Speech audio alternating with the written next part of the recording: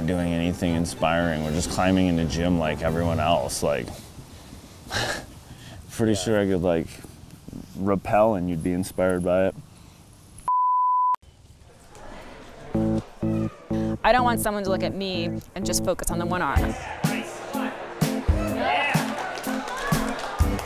I don't want someone to look at James and just be like, he's good for one leg or something. I think climbing with disabled people has come so far in the last few years. Craig's climbed 513. Ronnie's climbed V10. It's just like, I think we should all be held to the same standard.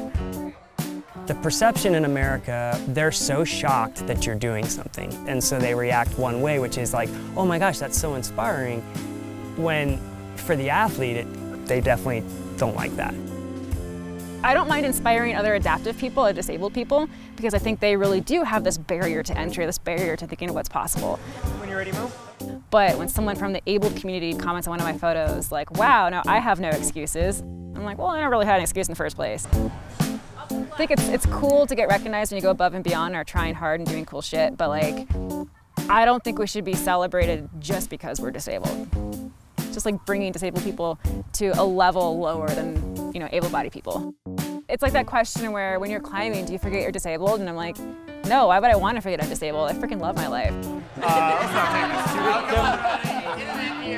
I think that the image of a disabled person in America is built up to be as helpless.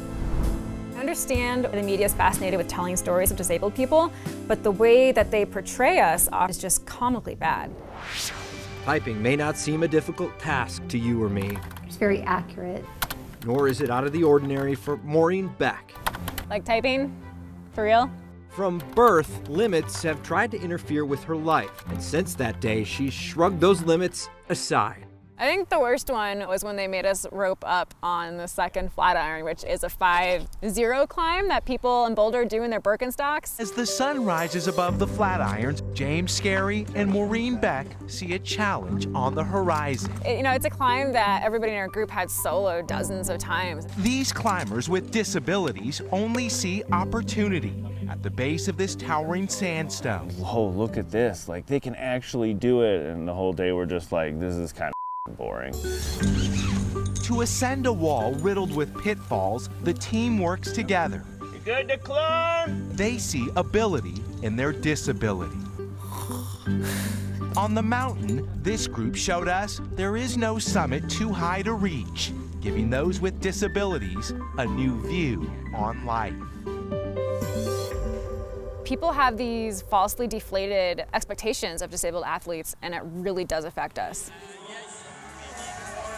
I did a comp, did a World Cup actually. We're all training really hard and we show up and the routes were like 5'8", 5'9", and 5'10". And I'm like, I flew to Europe for this? I actually was like upset enough about it that I spoke to one of the organizers and I was like, hey, like these routes were way too easy, like that's not cool. And the guy actually said, well, oh, it makes the crowd feel really good when you guys top out. And I was just like, it makes me feel like we're real athletes just like the able-bodied team. We don't climb to be special. We don't climb to win some silly awards. Like, we just climb because we love climbing just like everybody else.